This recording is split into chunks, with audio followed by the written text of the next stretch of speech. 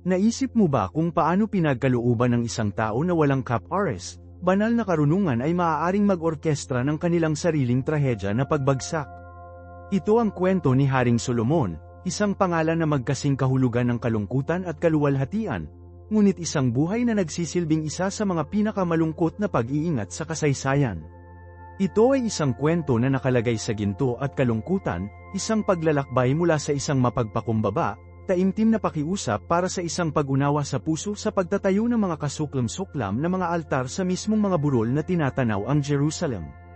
Maglalakad tayo sa nakamamanghang pagtaas ng isang hari na nagtayo ng sariling templo ng Diyos, isang lugar kung saan bumaba ang kaluwalhatian ng Panginoon tulad ng isang makapal na ulap, at masasaksihan natin ang mabagal, banayad na kaagnasan ng kanyang kaluluwa sa pamamagitan ng kompromiso at nahahati ng mga katapatan. Paano ang taong tumanggap ng isang personal na pagbisita mula sa Diyos, hindi isang beses, ngunit 2 beses, tinatapos ang kanyang mga araw sa isang espiritual na desyerto, na nagtatapos na ang lahat ng kanyang mga nagawa ay walang iba kundi ang singaw. Ito ay higit pa sa isang makasaysayang account, ito ay isang malalim na paggalugad ng puso ng tao, isang salamin sa ating sariling mga kahinaan, at isang testamento sa nagwawasak na mga kahihinatnan ng pag-anod, hakbang-hakbang, malayo sa isang tunay na mapagkukunan ng buhay. Bumalik tayo pabalik sa simula, sa isang binata na lumakad sa malalaking anino ng kanyang ama, ang dakilang hari na si David. Ang pag-akyat ni Solomon sa trono ay hindi minarkahan ng pagmamataas, ngunit sa pamamagitan ng isang nakamamatay na pakiramdam ng kakulangan. Siya ay bata, walang karanasan, at ngayon ay may pananagutan sa pamunuan ng mga napiling tao ng Diyos. Isipin ang bigat sa kanyang mga balikat. Ipinagtapat niya ito mismo, pakiramdam tulad ng isang maliit na bata na hindi alam kung paano isasagawa ang kanyang mga tungkulin. Ito ay sa estado na ito ng mapagpakumbabang kamalayan sa sarili na nagpunta siya kay Gibeon, ang pinakamahalagang mataas na lugar sa oras na iyon, upang hanapin ang mukha ng Diyos. Ang kanyang alay ay hindi isang token na kilos, nag-alok siya ng 1,000 mga handog na paso, isang pagpapakita ng kanyang malalim na pagnanais na kumonekta sa Diyos ng kanyang ama. At sa lugar na iyon, lumitaw ang Diyos kay Solomon sa isang panaginip sa gabi, na nagtatanong ng isang katanungan na tukuyin ang kurso ng kasaysayan, hilingin sa anumang nais mong ibigay sa iyo. Isipin mo yan, isang blanko na tseke mula sa tagalikha ng universo. Ano ang hihilingin mo? Mahabang buhay, ang kayamanan ng mga bansa, ang pagkatalo ng iyong mga kaaway. Hiniling ni Solomon na wala sa mga ito. Inihayag ng kanyang kahilingan ang postura ng kanyang puso. Humiling siya ng isang nakikilalang puso na pamahalaan ang mga tao at makilala sa pagitan ng tama at mali. Hindi siya humingi ng kapangyarihan, ngunit para sa karunungan na kitiwala ito. Hindi siya humingi ng kayamanan, ngunit para sa pananaw na mamuno ng makatarungan. Ang pakiusap na ito, na matatagpuan sa unang Kings Kabanata 3, kaya nalulugod sa Panginoon na ang tugon ng Diyos ay isa sa labis na kabutihang loob. Hindi lamang niya binigyan si Solomon ng isang matalino at nakikilalang puso, ang mga kagustuhan na hindi pa nakikita noon at hindi na makikita muli, ngunit binigyan din niya siya ng hindi niya hiniling, kapwa kayamanan at karangalan. Ang Diyos ay nagtatag ng isang prinsipyo mismo sa pagsisimula ng paghahari ni Solomon kung hahanapin mo muna ang karunungan na nagmula sa itaas. Ang lahat ng iba pang mga bagay ay idinagdag sa iyo. Nagising si Solomon mula sa panaginip na ito ng isang nagbago na tao, na pinagkalooban ng isang supernatural sagacity na, tulad ng sinasabi ng mga banal na kasulatan, na walang sukat na buhangin sa baybayin. Gamit ang banal na karunungan na ito ngayon sa pamamagitan ng kanyang isip at espiritu, handa si Solomon na isagawa ang isang dakilang gawain na ang kanyang ama na si David, ay nagnanais na makumpleto ngunit ipinagbabawal na, ang pagtatayo ng isang permanenteng tirahan para sa Arka ng Tipan, isang bahay para sa Panginoon. Ito ay upang maging pinakatanyag ng debosyon ng Israel, isang pisikal na angkla para sa kanilang pananampalataya. Sa loob ng 7 taon, inilaan ng kaharian ang pinakamahusay na mga mapagkukunan sa napakalaking proyektong ito. Gumawa si Solomon ng isang kasunduan kasama si Hiram, King of Tyre, upang maibigay ang pinakamahusay na cedar at juniper na kahoy mula sa kagubatan ng Lebanon. Nag-conscript siya ng libu-libong mga manggagawa. Ang mga stones ay nahiyon sa quarry, upang walang tunog ng isang martilyo o palakol ang narinig sa site ng templo mismo, isang testamento sa masalimuot at magalang na pagpaplano na kasangkot. Hindi lamang ito isang gusali, ito ay isang symphony ng cedar, ginto, at bato, isang obra maestra ng pagkakayari ng tao na inaalok sa pagsamba. Ang interior ay na-overlay na may purong ginto. Ang mga ornate na larawang inukit, ang dalawang napakalaking cherubim sa pinakabanal na lugar, ang bawat detalye ay idinisenyo upang ipakita ang kamahalan ng Diyos na ito ay sinadya upang parangalan. At nang dumating ang araw ng dedikasyon, minarkahan nito ang ganap na zenith ng kasaysayan ng Israel. Habang dinala ng mga pari ang Arka ng Tipan sa pangwakas na lugar ng pamamahinga nito, at nag-alok si Solomon ng isang malakas na panalangin ng dedikasyon bago ang lahat ng mga tao, ang kaluwalhatian ng Panginoon ay bumaba. Ang banal na kasulatan sa unang hari ay nagsasabi sa amin na ang isang ulap ay napuno ang templo, ang napakanasasalat na presensya ng Diyos, at ang kaluwalhatian ay napakakapal at labis na ang mga pari ay hindi maaaring tumayo upang may segowa ang kanilang serbisyo. Sa sandaling yun, hinawakan ng langit ang lupa. Ang presensya ng Diyos ay wala na sa isang pansamantalang tolda ngunit sa isang kahangahangang bahay, na nagpapahiwatig ng kanyang kasiyahan at ang kanyang tipan sa kanyang bayan. Ang Israel ay nasa kapayapaan, ang mga hangganan nito ay ligtas, ang yaman nito ay walang cap-ores, at ang Diyos nito ay naninirahan sa gitna nito. Ito ay ang Golden Age, isang perpektong larawan ng banal na pagpapala na ibinuhos sa isang bansa na pinamumunuan ng isang hari na ang puso ay, sa oras na iyon, ganap na nakatuon sa Diyos. Ngunit ang sandaling iyon ng banal na kaluwalhatian na pumupuno sa templo ay hindi isang wakas, ito ay isang simula. Ito ay ang inaugurasyon ng isang panahon kung saan ang banal na karunungan ay isasalin sa katarungan at kasaganaan sa lupa. Ang pagkakaroon ng Diyos ay hindi inilaan upang manatiling nakakulong sa loob ng mga pader ng templo, ito ay sinadya upang sumisid sa buong bansa sa pamamagitan ng pamumuno ng hari nito. At ang karunungan ni Solomon, isang direktang regalo na dumadaloy mula sa banal na pagtatagpo na iyon, ay nagsimulang magpakita sa mga paraan na nagulat ang mga tao. Ang pinakatanyag na account, syempre, ay ang malalim na paghuhusga na ipinasa niya sa pagitan ng dalawang kababaihan na parehong inaangkin ng parehong buhay na bata. Hindi ito isang simpleng legal na pagtatalo. Ito ay isang hilaw, desperadong drama ng tao na dinala sa harap ng pinakamataas na korte sa lupain. Dalawang kababaihan, na naninirahan sa parehong bahay, bawat isa ay nagsilang. Isang sanggol ang namatay sa gabi, at sa umaga, ang parehong mga kababaihan ay nakakapit sa buhay na bata, bawat isa ay sumisigaw na ito ay kanya. Walang mga saksi, walang katibayan, ang salita lamang ng isa laban sa isa pa. Ang isang mas maliit na hukom ay maparalisa, pinilit na gumawa ng isang di makatwirang desisyon o ganap na tanggalin ang kaso. Ngunit ang karunungan ni Solomon ay hindi lamang intelektual, ito ay isang malalim, madaling maunawaan na pag-unawa sa puso ng tao, ng mismong tela ng nilikha ng Diyos. Tumawag siya ng isang tebak. Ang kanyang utos ay nakakagulat, brutal sa maliwanag na pagiging simple nito, hatiin ang buhay na bata sa dalawa, at ibigay ang kalahati sa isa at kalahati sa isa pa. Ang korte ay dapat na nahulog sa isang nakagulat na katahimikan. Ngunit sa sandaling iyon ng kakilakilabot, ipinahayag ang katotohanan. Ang babae na ang anak nito ay hindi, pinatigas ng kanyang sariling pagkawala at natupok ng isang mapait na inggit, sumang-ayon sa kakilakilabot na paghuhusga. Hayaan siyang maging sa akin o sa iyo, aniya, hatiin mo siya.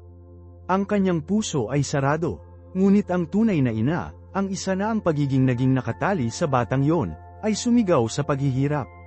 Ang kanyang pag-ibig sa kanyang anak na lalaki ay lubos na ganap na mas gugustuhin niyang makita siyang nakatira sa mga bisig ng ibang babae kaysa makita siyang nasaktan.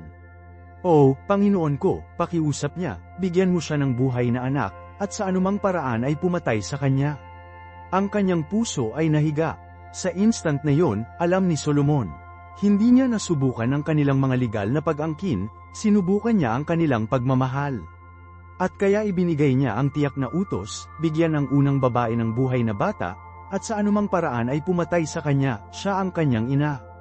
Nang marinig ng lahat ng Israel ang paghuhukom na ito, sinabi ng banal na kasulatan na gaganapin ang hari, sapagkat napagtanto nila na ang karunungan ng Diyos ay nasa kanya na gumawa ng katarungan. Ang nag-iisang kilos na ito ay nagsemento sa kanyang reputasyon. Ipinakita nito sa mga tao na ang kanilang hari ay hindi lamang isang pinuno ng mga hukbo at teritoryo, ngunit isang pastol na nauunawaan ang pinakamalalim na bagay ng kaluluwa ng tao. Ito ang pundasyon ng Golden Age, hindi lamang kayamanan, ngunit matuwid na paghuhusga. Hindi lamang kapangyarihan, ngunit banal na pananaw. At mula sa pundasyong ito ng hustisya, ang kasaganaan ay damaloy tulad ng isang ilog. Si Solomon, na nag-a-apply ng parehong karunungan sa statecraft, ay inayos ang kaharian na may hindi kapani-paniwalang kahusayan. Hinati niya ang Israel sa 12 distrito ng administratibo, bawat isa ay may pananagutan sa pagbibigay para sa royal court sa loob ng isang buwan ng taon. Ito ay isang stroke ng henyo ng administratibo, na tinitiyak ang isang matatag, organisadong daloy ng mga mapagkukunan sa kapital ng hindi labis na labis ang anumang solong rehiyon.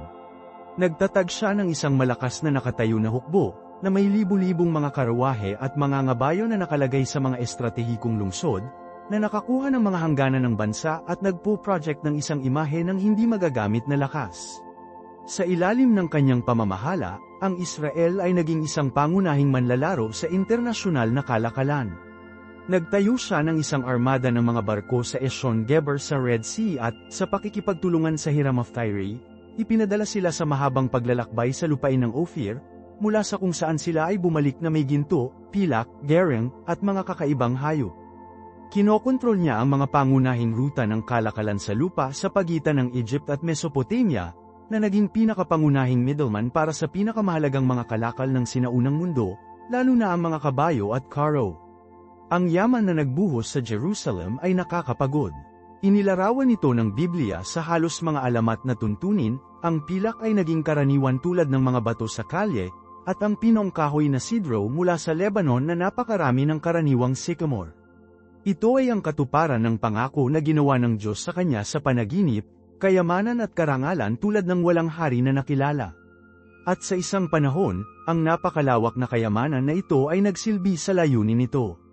Pinondohan nito ang templo, pinatibay nito ang bansa, at ito ay isang nakikitang tanda sa nakapalibot na mundo na ang Diyos ng Israel ay ang isang tunay na Diyos na nagpapalin sa kanyang bayan.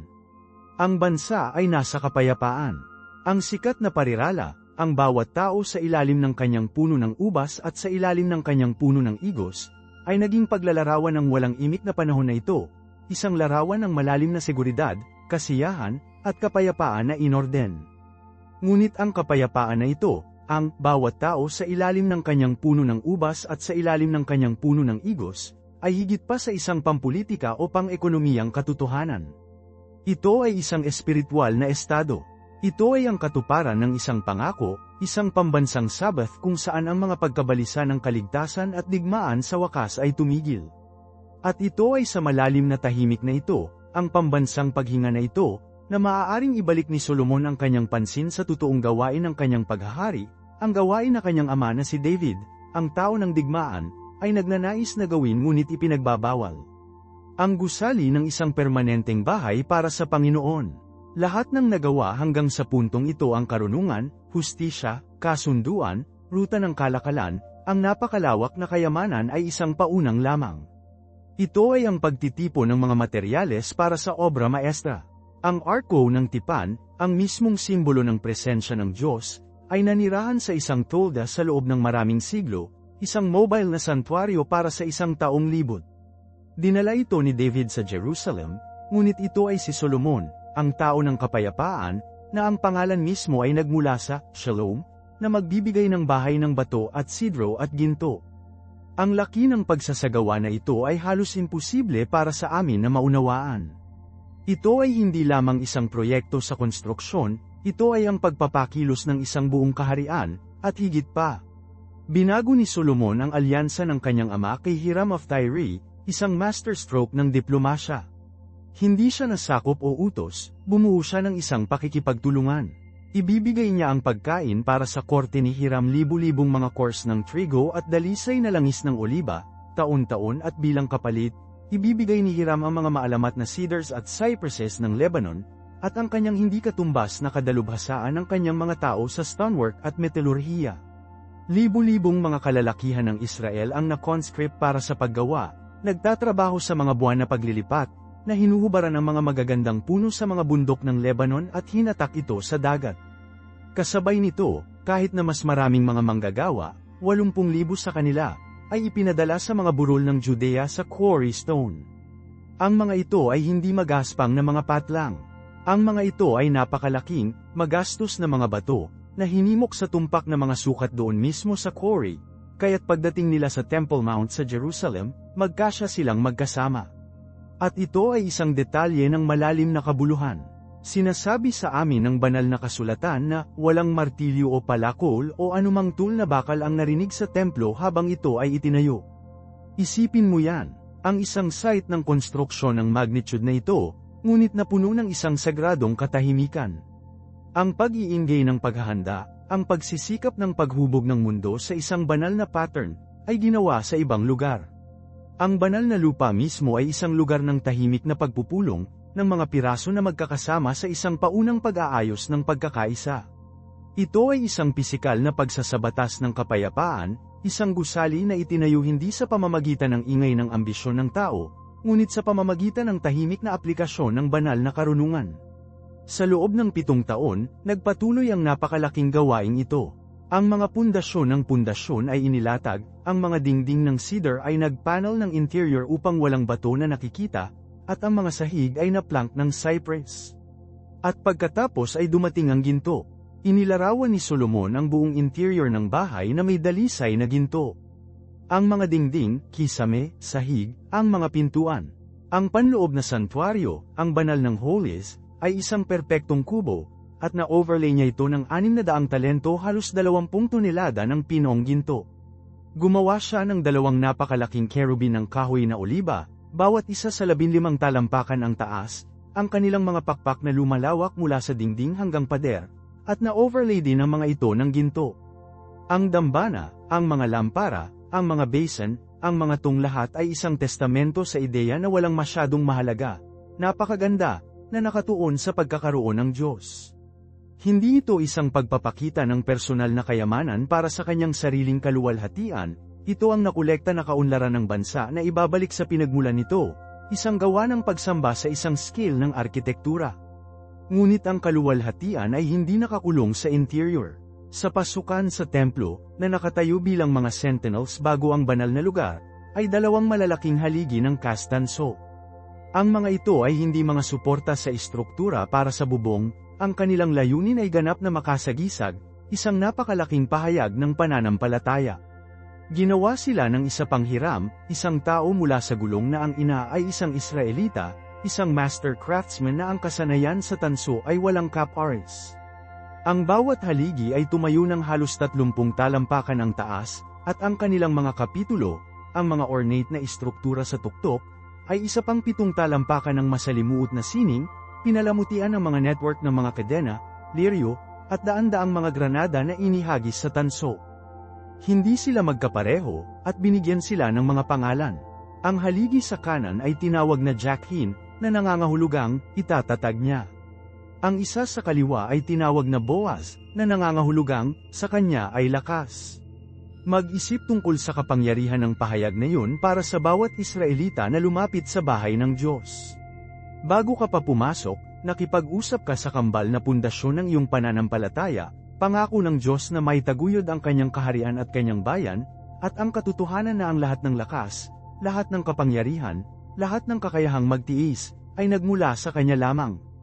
Ang mga ito ay isang palaging, matataas na paalala na ang buong negosyo ng bansa, at ang pagsamba sa puso nito, ay hindi nagpahinga sa lakas ng tao o pampulitikang pagmamaniobra, ngunit sa banal na katapatan at kapangyarihan. Si Solomon, para sa lahat ng kanyang karunungan at yaman, ay ipinahayag sa publiko na ang kanyang kaharian ay itinayo sa isang bagay na mas malaki kaysa sa kanyang sarili. Sa patio, isa pang kamanghamanghang engineering at artistry ang tumayo, ang tinunaw na dagat. Ito ay isang napakalawak na palanggana, isang pabilog na tangke ng tanso na 15 talampakan ang lapad at 7.5 talampakan ang taas. Napakalaki, maaari itong humawak ng 10,000 galon ng tubig. Nilikha ito para sa ritual na paglilinis ng mga pari bago sila pumasok sa templo upang maglingkod. Ngunit tingnan ang pundasyon nito. Ang napakalaking tanso na ito ay hindi umupo sa isang bato na plinth, nagpahinga ito sa likuran ng 12 buhay na laki ng mga baka sa tanso, na nakaayos sa mga pangkat ng 3, kasama ang bawat pangkat na nakaharap sa isa sa 4 na direksyon ng cardinal north, south, east, at west. Ang simbolismo dito ay nakamamanghang. Ang mga baka, nilalang ng lakas at serbisyo, ay nagtataguyod ng daluyan ng paglilinis. Ang kanilang oryentasyon sa 4 na sulok ng mundo ay nagmumungkahi na ang panawagan sa kadalisayan at ang pag-abot ng kabanalan ng Diyos ay universal, na inilaan para sa buong mundo.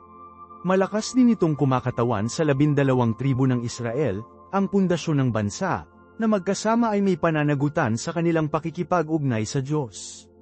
Ito ay hindi lamang isang functional tank, ito ay isang sermon sa metal.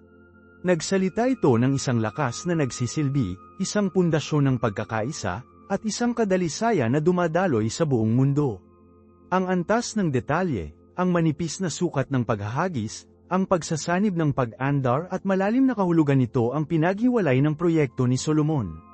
Ito ay isang pambansang pagsisikap na lumikha ng isang puwang kung saan ang bawat solong elemento, mula sa tahimik na mga bato sa mga dingding hanggang sa tanso na mga baka sa looban, ay nagpatutuo sa likas na katangian ng Diyos na kanilang sinasamba. Ang bawat detalye ay isang aralin, bawat material na isang panalangin. Ang buong komplikadong templo ay naging isang microcosm ng isang perpektong iniutos, nilikha na nakasentro sa Diyos. At ang temang ito ng serbisyo at paglilinis ay umaabot sa kabila ng napakalaking tinunaw na dagat. Ang pagflankang sa templo, 5 sa timog na bahagi at 5 sa hilaga, ay 10 mas maliit na tanso o mga libog. Ngunit ito ay kung paano sila ipinakita na tunay na nakakakuha ng imahinasyon. Ang bawat laver ay nakasalalay sa isang masalimuot na dinisenyo na tanso, isang obra maestra ng mobile art. Ang mga ito ay hindi static pedestals, sila ay mga cart, nilagyan ng mga gulong, handa ng ilipat kung kinakailangan. At ang mga panel ng mga paninindigan na ito ay pinalamutian ng mga figure ng mga leon, baka, at cherubim. Ngayon, ay pause natin at ay unpack yun. Habang ang tinunaw na dagat ay para sa mga pari na linisin ang kanilang sarili, ang 10 lavers na ito ay para sa paghuhugas ng mga bahagi ng mga sakripisyo ng hayop, na inihahanda ang mga handog na iharap sa Diyos. Mayroong isang magandang kahanay dito, ang alipin ng Diyos ay dapat na dalisay, at ang alay sa Diyos ay dapat na dalisay. Ngunit isipin ang tungkol sa imahinasyon sa mga kinatatayuan. Mga leon, simbolo ng royalty at kapangyarihan. Oxen, mga simbolo ng lakas at sakripisyo. At cherubim, ang mismong mga anghel na nilalang na nagbabantay sa pagkakaroon ng Diyos. Ito ang mga nilalang na nauugnay sa trono ng Diyos, na may pinakamataas na echelon ng espiritual na kaharian. At narito sila, simbolikong nagdadala ng mga instrumento ng paglilinis at sakripisyo. Ito ay isang malalim na pahayag na ang gawain ng paglilinis, ang kilos ng paghahanda ng isang alay, ay isang maharlika, malakas, at banal na aktibidad. Ang kadaliang kumilos ng mga kinatatayuan ay nagmumungkahi din ng isang kahandaan na maglingkod, isang aktibo at pabago-bagong kabanalan na hindi nakakulong sa isang lugar. Ito ay isang ministeryo na gumagalaw at nakakatugon sa pangangailangan. Kaya, na nahaharap sa mga haligi ng pangako at lakas, at naipasa ang mga instrumento ng paglilinis sa looban, ang mananamba ay lalapit sa wastong templo. At ang paglipat mula sa labas ng mundo hanggang sa sagradong interior ay mismo isang malakas na karanasan. Ang pasukan sa banal na lugar ay hindi lamang isang pintuan, ito ay isang threshold sa pagitan ng mga realms. Ang mga pintuan ay gawa sa kahoy na cypress, ngunit hindi mo na nakita ang karamihan sa kahoy mismo. Inukit sila ng mga kerubin, mga puno ng palma, at bukas na mga bulaklak, at pagkatapos ay ang buong ibabaw ay na-overlay na may purong ginto. Isipin na nakatayo bago yon. Ang gleam ng ginto, nahuli ang ilaw, na may mga simbolo na nagsasalita ng paraiso. Ang cherubim ay ang tagapangalaga ng Eden, ang mga nilalang na inilagay ng Diyos upang bantayan ang daan patungo sa puno ng buhay pagkatapos ng pagbagsak. Ang puno ng palma, sa sinaunang pag-iisip ng malapit sa silangan, ay isang simbolo ng buhay, katwiran, at tagumpay. Ang mga bukas na bulaklak ay nagsasalita ng paglikha ng buong pamumulaklak, ng buhay at pagiging mabunga. Upang maipasa ang mga pintuang ito ay simbolikong muling pumasok sa hardin.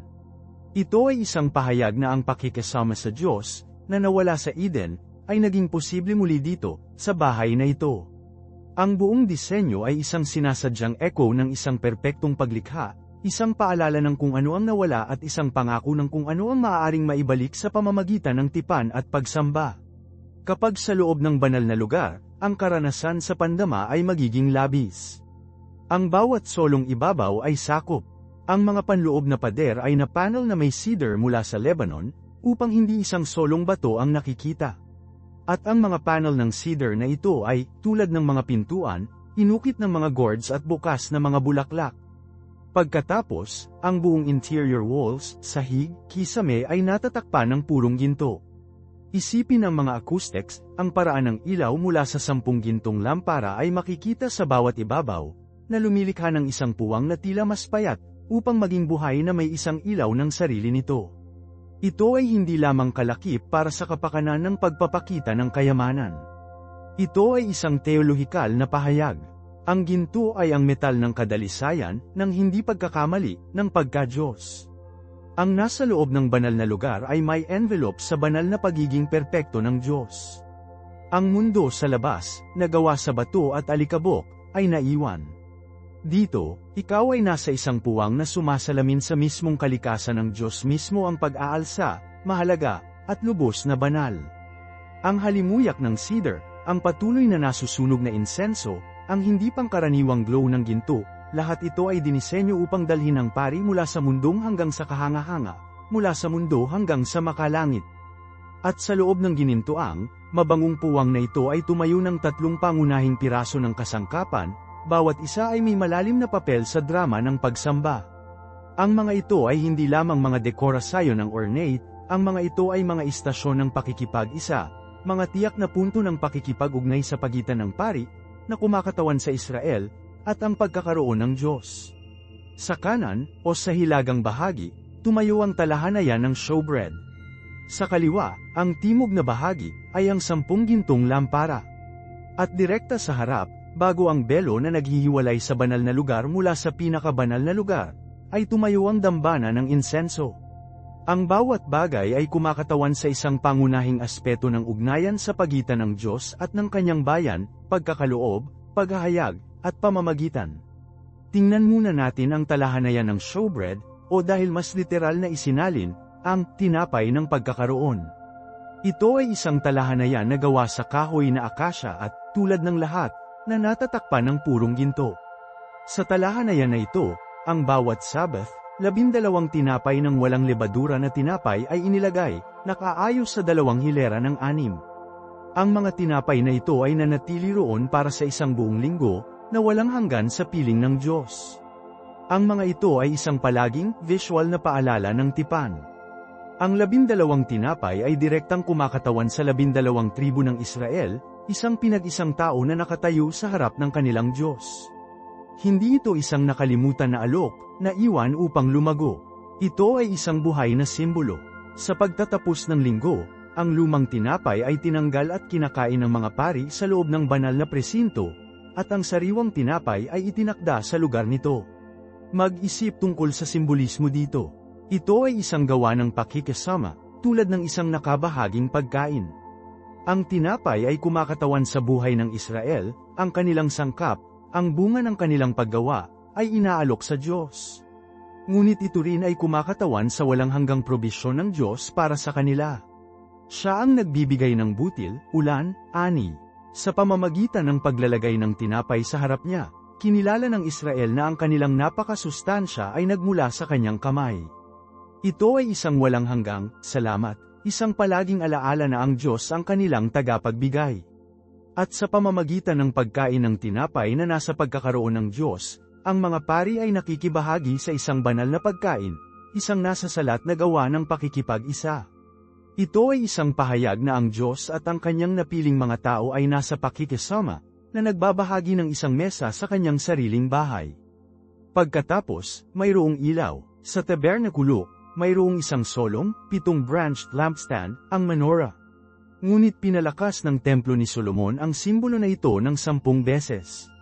Sa kahabaan ng timog na pader ay tumayo ng 10 lampara, 5 sa isang tabi at 5 sa kabilang, lahat ay gawa sa purong ginto. Ang bawat isa ay isang masalimuot na gawain ng sining, na may isang gitnang baras at mga sanga na humahawak upang magmukhang isang puno ng almendres, kumpleto sa mga putot, bulaklak, at mga calyx. Ang ilaw mula sa 70 apoy na ito mga lampara na may 7 lampara bawat isa ay makahinga. Ito ay sumayaw sa mga gintong pader, ang gintong kisame, ang gintong sahig, pinupuno ang buong silid ng isang mainit, napakatalino, at walang tigil na glow. Hindi lamang ito para sa pag-iilaw. Walang mga bintana sa banal na lugar. Ang ilaw na ito ay ang tanging ilaw. Ito ay isang banal na ilaw, hiwalay sa araw at buwan na namamahala sa labas ng mundo. Sumisimbolo ito ng ilaw ng presensya ng Diyos, ang kanyang katotohanan, at ang kanyang paghahayag. Siya ang nag-iilaw sa kadiliman. Ang pagpili ng motif ng puno ng almond ay makabuluhan din. Ang puno ng almond ang unang namumulaklak sa Tagsibol, isang simbolo ng bagong buhay at pagbabantay. Ang pangalan ng Hebreo nito, ****, ay isang pag-play sa salita para sa, upang panuorin, ****. Sa makatuwid, ang mga lampara, ay kumakatawan sa patuloy na kapansin-pansin, nagbibigay buhay na pagkakaroon ng Diyos. At sa 10 sa kanila, ang simbolismo ay pinalaki upang kumatawan ng isang kapunuan, isang pagkakumpleto ng banal na ilaw. Ang nasa silid na yun ay nasa isang puwang kung saan walang anino ng pag-aalinlangan o kadiliman na maaaring umiiral, isang puwang na lubos na puspos ng napakatalino na katotohanan ng Diyos. Sa wakas, nakaposisyon sa gitna bago ang mahusay na belo, ay ang dambana ng insenso. Ang maliit na dambana na ito, na gawa din ng kahoy at na overlay na may dalisay na ginto, ay hindi para sa sakripisyo ng hayop. Ang nag-iisang layunin nito ay ang pagsunog ng isang espesyal, banal na timpla ng insenso, isang halo ng matamis na pampalasa na inireseta ng Diyos mismo. 2 beses sa isang araw, araw-araw, sa umaga at sa takip-silim, isang pari ang papasok upang sunugin ang insenso na ito. Ang mabangong usok ay pupunan ng banal na lugar, ang matamis na aroma na kumapit sa mga vestment ng mga pari at pabango ang buong santuaryo. Ang kilos na ito ay malalim na sinasagisag ng panalangin at pamamagitan. Sinusulat ng salmista, hayaan ang aking panalangin na mabilang-bilang insenso sa harap mo. Ang tumataas na ulap ng usok ay isang pisikal na representasyon ng mga panalangin ng mga tao na umaakyat sa trono ng Diyos. Ito ay isang matamis at nakalulugod na aroma, na nagpapahiwatig na ang taos-pusong mga panalangin ng kanyang mga tao ay katanggap-tanggap at malugod sa kanyang harapan. Ang paglalagay nito ay kritikal. Ito ang huling paghinto sa harap ng banal ng holies. Nakatayo ito sa mismong threshold ng trono ng Diyos, isang palaging paalala na ang pag-access sa panghuli na pagkakaroon ng Diyos ay nauna sa pagdarasal, sa pamamagitan ng isang nakasalalay, pakikipag-ugnayan sa Kanya. Kaya, mayroon kang 3 mga elemento na nagtatrabaho sa konsyerto. Ang tinapay, na kumakatawan sa patuloy na pagkakaloob at pakikisama ng Diyos. Ang ilaw, na kumakatawan sa kanyang katotohanan at patuloy na napanood na presensya. At ang insenso, na kumakatawan sa mga panalangin at pagsamba sa kanyang mga tao. Ito ay isang kumpletong larawan ng isang relasyon sa Diyos, nagbibigay siya para sa atin, inihayag niya ang kanyang sarili sa atin, at tumugon tayo ng may panalangin at papuri. Ang isang pari na namumuno sa banal na lugar ay ganap na nakapaloob sa mga simbolo na ito.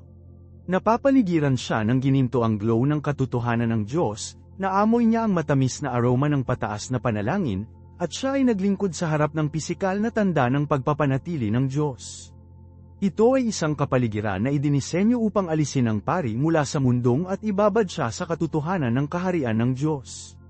At ang lahat ng ito, ang lahat ng aktibidad na ito, ang lahat ng simbolismo na ito, ay naganap sa labas lamang ng pinakasagradong puwang ng lahat, ang banal ng mga banal. At kung ano ang naghihiwalay sa banal na lugar mula sa banal ng holies ay ang belo. Hindi lamang ito isang simpleng kurtina. Ito ay isang napakalaking, mabibigat na tapestry, pinagtagpi mula sa pinong twined linen at pinalamutian ng asul, lila, at scarlet na sinulid. Ito ay isang obra maestra ng tela ng sining, ngunit ang tunay na kabuluhan nito ay inilalagay sa kung ano ang pinagtagpi sa mismong tela nito, ang mga numero ng cherubim. Hindi ito ang chubby, tulad ng mga anghel na ang mga anghel ng Renaissance art. Ito ang mga kerubin ng Biblia makapangyarihang, makalangit na nilalang na nagbabantay sa pagkakaroon ng Diyos. Mag-isip muli sa Hardin ng Eden. Matapos itapon sina Adan at Eva, sino ang inilagay ng Diyos sa pasukan upang bantayan ang daan patungo sa puno ng buhay? Ito ang cherubim. Kaya, upang makita ang mga figure na ito na pinagtagpi sa belo ay isang matibay at malakas na mensahe. Sinabi nito, tumigil. Ano ang nasa kabila ng puntong ito ay banal, dalisay, at hindi na-access. Ito ang tirahan ng hari ng universo, at ang tao ay hindi maaaring maglakad lamang. Ang belo ay isang hadlang.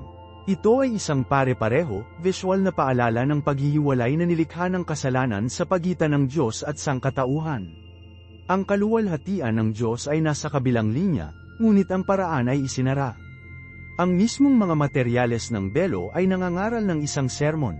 Ang pinong lino ay nagsalita tungkol sa katwiran at kadalisayan. Ang asul ay nagpapaalala sa mga tao ng kalangitan, ang tirahan ng Diyos. Ang lila ay ang kulay ng royalty, para sa isa na nanirahan sa loob ay ang hari ng mga hari. At ang escarlata ay ang kulay ng dugo, ng sakripisyo, isang malungkot na pahiwatig sa presyo na isang araw ay kailangang bayaran upang tulay ang paghihiwalay na ito. Ang bawat elemento ay maingat na napili upang may parating ang likas na katangian ng Diyos at ang ating kaugnayan sa Kanya.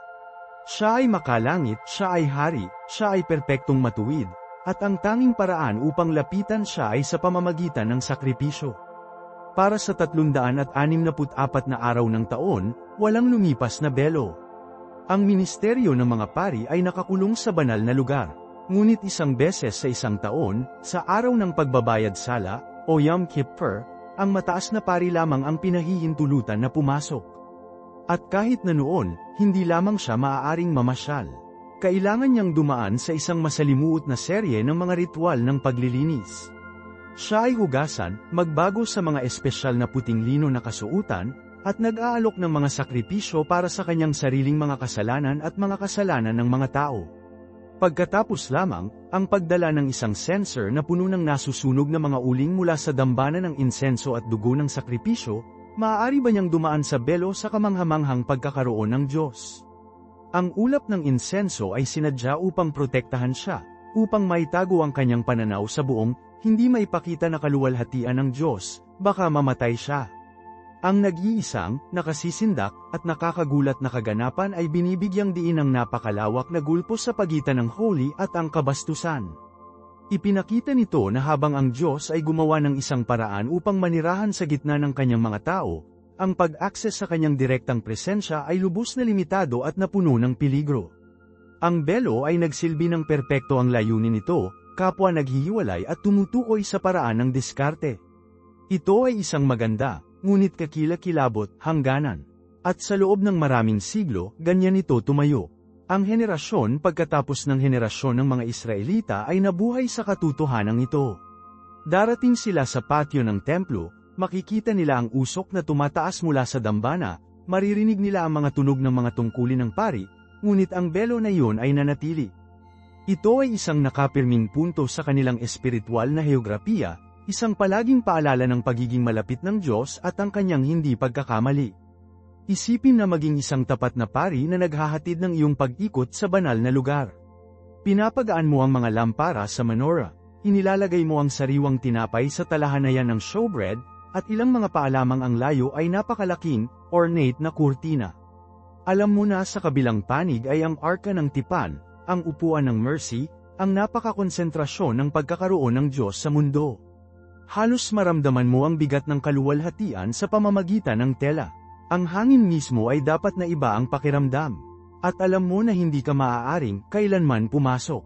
Ang pagnanais na makita, malaman, ay dapat na napakalawak, ngunit napapamalayan ito ng isang banal na takot.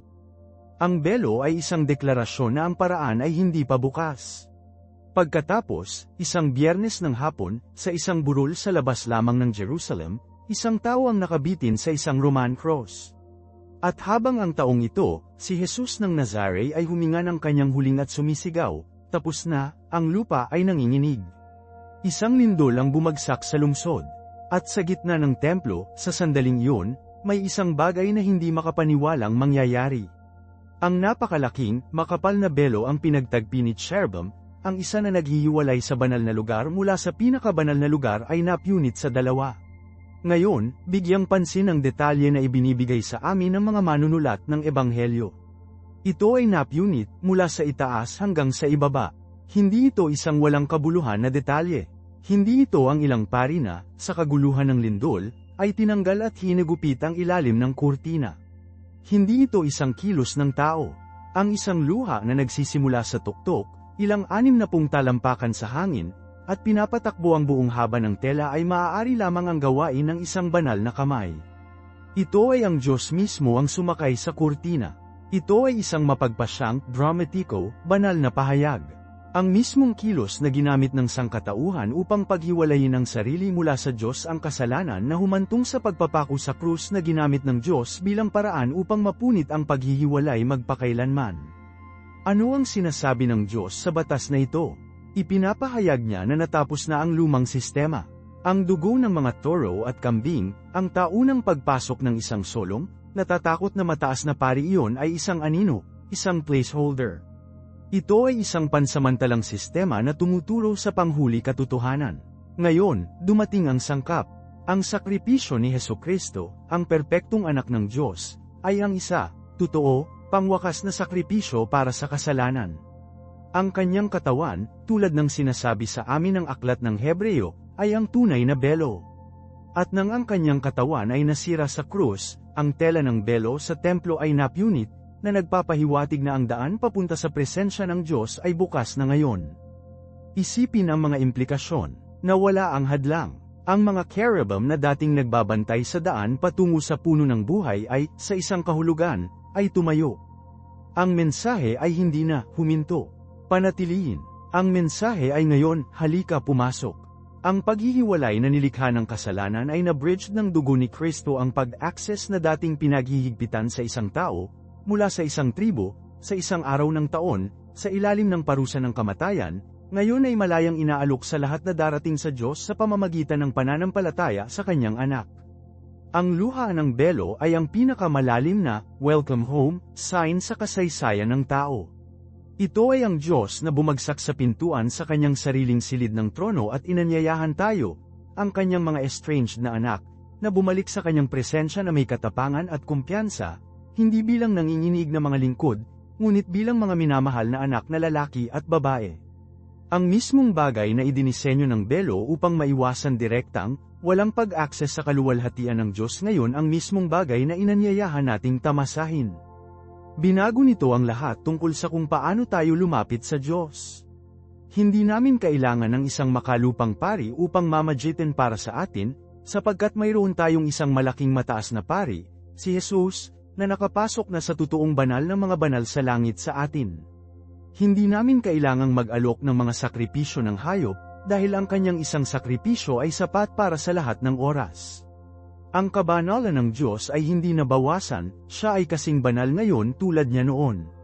Ngunit sa halip na isang pinagtagpi na kurtina na pinapanatili tayo, nakasuot tayo ngayon sa katwiran ni Kristo, na nagpapahintulot sa atin. Ang royal purple ay hindi na nagsasalita tungkol sa isang malayong hari, ngunit ng ating Ama, ang Hari, na gumawa sa atin ng isang kaharian ng mga pari.